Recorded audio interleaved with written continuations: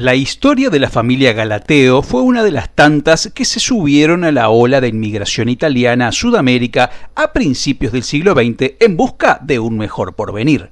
Giuseppe Galateo y María Ambrosi se asentaron entonces en Santa Fe y dieron vida a su familia, la que se vio bendecida con el nacimiento de Alberto Luis el 4 de marzo de 1912.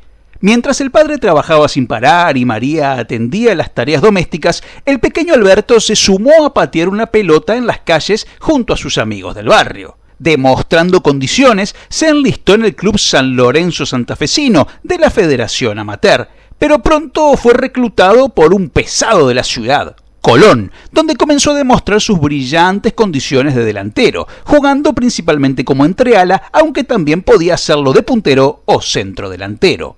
Aquello fue en 1930, primero en juveniles y luego en primera, y la hinchada comenzó a ver en Galateo un ídolo en ciernes.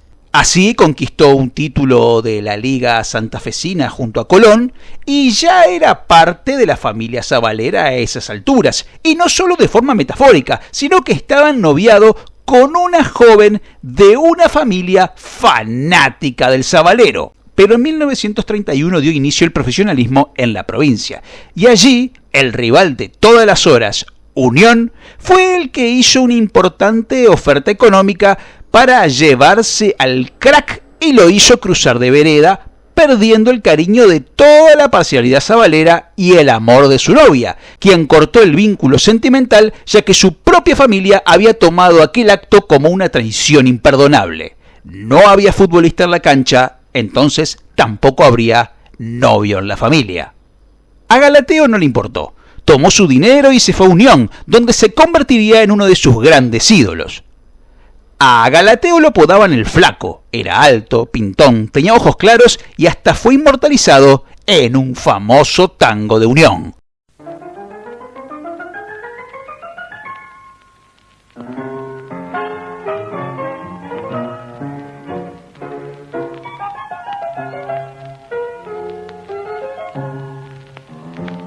Glorioso Unión, cuántas veces me parece que te veo con el flaco Galateo que entras al fiel a jugar. Qué lindo que es evocar los tiempos de Gividini, Amadei y Simoncini, las cosas que hay para contar.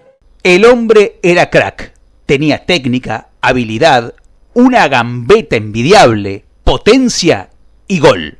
Y en 1934 tendría la oportunidad de su vida, casi de manera inesperada.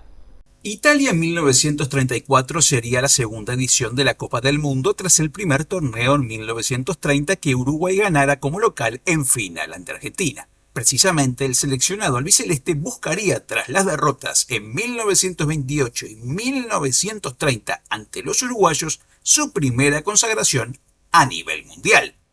Y lo mejor es que tenía con qué. De hecho, a la base de los subcampeones de 1930 ya se les podían sumar el excepcional goleador Bernabé Ferreira, el genial centre-half José María Minella, el otro killer Herminio Masantonio, los delanteros de Estudiantes Alberto Sosaya, Miguel Ángel Lauri y el notable Antonio Sastre, entre otros. Sí, Argentina podía ser campeón mundial por primera vez en su historia. Y a esto se le sumaba el rumor que luego se confirmó que Uruguay, el actual campeón del mundo, no concurriría a dicho mundial en represalia por las negativas de muchos países europeos de viajar para jugar en Montevideo en 1930. Pero este es el panorama ideal, porque sucedió algo que lo cambiaría todo.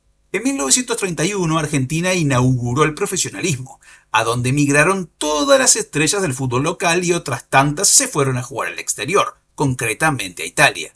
El tema no es que existiera el profesionalismo, sino que por aquel entonces y en lo que fue la constante desde 1912, más allá de algunos hiatos, existían dos asociaciones del fútbol argentino. En resumen, dos AFAs. La Liga Argentina de Fútbol fue la que surgió en 1931 y la que se encargó de realizar hasta 1934 los primeros campeonatos profesionales. El detalle: no estaba afiliada a la FIFA, a la que sí estaba afiliada la Asociación Argentina de Fútbol, AAF, que, al ser amateur, había perdido sus mejores valores. Por lo tanto, Argentina debía ir al Mundial pero sin sus mejores exponentes, ya que los mismos no estaban en condiciones de ser convocados. Ustedes dirán, ¿no pudo haber alguna forma reglamentaria de que los jugadores de la Liga Argentina se pasaran brevemente a la AAF para poder ser convocados? Reglamentariamente eso no era fácil y acarreaba un montón de problemas. Pero algo peor, la Liga Argentina no quería saber nada con su rival y le aclaró que no le cedería ningún futbolista, aduciendo aspectos de tiempo y dinero en plena disputa de su torneo. No quedó otra que ir con lo que se tenía, con jugadores amateurs de clubes tales como Estudiantil Porteño, Barracas, Sportivo Alsina y Dock Sud, y de otras ligas regionales como Sarmiento de Resistencia, Gimnasia de Mendoza y Desamparados de San Juan. Se designó como entrenador al italiano Felipe Pasucci, que desde 1932 era entrenador y preparador físico de River, y que realmente hizo un trabajo de hormiga, porque se hizo una preselección de casi 1000 jugadores de todo el país, enviados incluso por provincias, previo scouting y selección en sus clubes. Al final quedaron 18 futbolistas seleccionados, pero este grupo, por razones de tiempo y trámites varios, no llegó a jugar ni un amistoso en suelo argentino y apenas comenzó a entrenar en Buenos Aires 15 días antes de la partida. Entonces embarcaron rumbo a Génova, Italia, y llegaron a destino casi 40 días después en el vapor Neptuno. Las prácticas en la cubierta del barco, al mando de Pasucci y con la vigilancia de los otros 3 integrantes de la delegación, un masajista y 2 dirigentes. Nada más, aunque parezca mentira. Los jugadores no alentaban demasiadas esperanzas de título y se sabía. Solo el defensor Arcadio López, que luego jugaría en Ferro y Boca, el paraguayo Urbieta Sosa, que tuvo pasajes por Newell's, Tigre y San Lorenzo, el atacante Alberto Galateo, con actuación en Huracán, Racing y Chacarita, y fundamentalmente el centro delantero Alfredo De Vicenzi, que ya había jugado en River y Racing y que luego lo haría en el Inter de Milán y San Lorenzo, tuvieron sus momentos de fama en el fútbol grande. Pero no alcanzó. Argentina tuvo a su favor que no tuvo que disputar la eliminatoria ante Chile porque este decidió no presentarse, pero sucumbió en su primer y único juego del Mundial de Italia, llevado a cabo en Bolonia el 27 de mayo de 1934 con arbitraje del austriaco Erwin Braun y ante 15.000 espectadores. Recordemos que el formato de ese Mundial de 16 equipos era de eliminación directa. Así, ante Suecia, Vélez puso el 1-0 en los 5 minutos, empató Johansson a los 10 y así se fue el primer tiempo. Galateo puso el 2-1 para el albiceleste ni bien iniciado el complemento, pero otra vez Johansson a los 67 y Krum a los 80 sentenciaron la suerte argentina. Eliminados de primera. Con el esperable fracaso consumado, el entrenador Pasucci no lo superó y se quedó para siempre en Europa. El resto de los jugadores, salvo casos contados, retornó a sus clubes y sus provincias y desaparecieron del radar. La experiencia mundialista fue fallida para el seleccionado, pero finalmente buena para Galateo, que volvió con un estatus superior, siendo reconocido más que nunca y dejando buena imagen en Europa, siendo celebrado como el mejor jugador argentino de aquel mundial. Recordemos, hizo un gol y generó el otro. Es por ello que a la vuelta, más allá de unos meses en Argentino de Rosario, que por aquel entonces se llamaba Nacional, recaló con justicia en el fútbol grande de la Argentina, en el profesionalizado y promocionado deporte, y nada menos que en uno de los más grandes, Huracán. En el Globito jugó 30 partidos y metió 9 goles entre 1935 y 1937. Pero lo más importante, dejó una huella indeleble en todos los quemeros al marcar los 2 goles con los que su equipo venció 2-1 a San Lorenzo el 9 de junio de 1935. Si a los cracks se los miden las bravas, el flaco había cumplido. En varios amistosos por Brasil, muchos clubes como el Vasco da Gama quisieron su incorporación, pero él se negó y prefirió seguir jugando en el Globito. Siempre a buen nivel, en 1938 pasó a Chacarita y curiosamente volvió a dejar su marca ante San Lorenzo en un 4-3 aquel año. Para mayor asombro, también le marcó a su querido Huracán en una goleada de 3-0.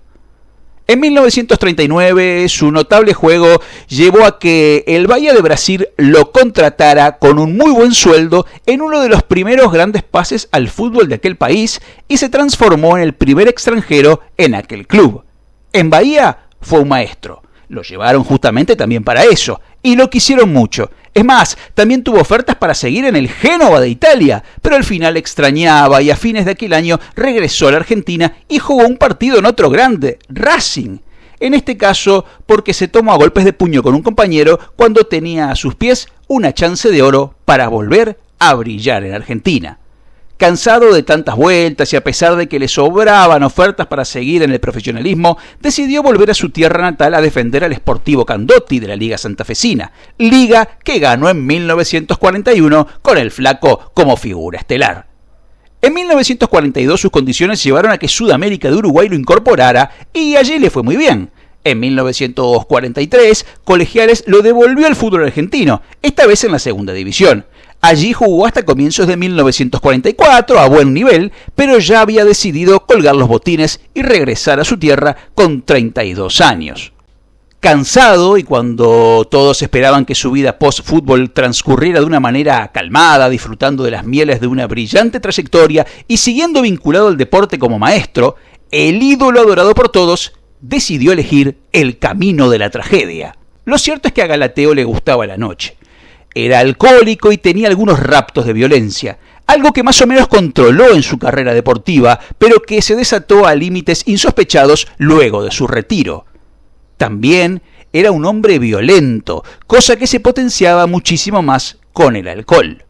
Estando en Huracán conoció a Fortunata, quien sería su esposa y que era la hermana de un compañero de equipo. La pareja tuvo 3 hijos, pero desde 1943 en adelante lo que vivieron fue un verdadero infierno. Violencia física y verbal diariamente, siendo su esposa la más castigada. Sus propios descendientes hablan de un ojo roto de la señora, que quedó ciega de ese ojo por esa situación. De trompadas, patadas, lanzamientos de diversos proyectiles, gritos, insultos.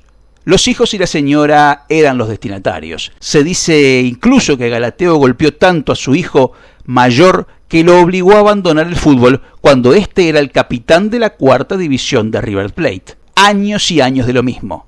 Hasta los vecinos no podían soportarlo. No se podía más. El final parecía inevitable. Y llegó el domingo 26 de febrero de 1961 en la localidad de Sáenz Peña, partido de 3 de febrero, cuando Galateo, de 48 años, regresaba a su casa luego de una noche de alcohol y apuestas de riñas de gallos. Ingresó a las patadas a su casa, sacó un cuchillo y comenzó a amenazar violentamente a su esposa y a su hija, pero rápidamente su otro hijo David ingresó y sin mediar palabra apuntó su calibre 38 al cuerpo de su padre y de 3 balazos lo mató. La tragedia había sido consumada. El drama familiar seguiría por siempre. Años después, familiares de Galateo crearon el documental Terror Familiar que narra esta historia. Sí, una historia que pudo ser ideal y que acabó en una de las peores tragedias del fútbol argentino.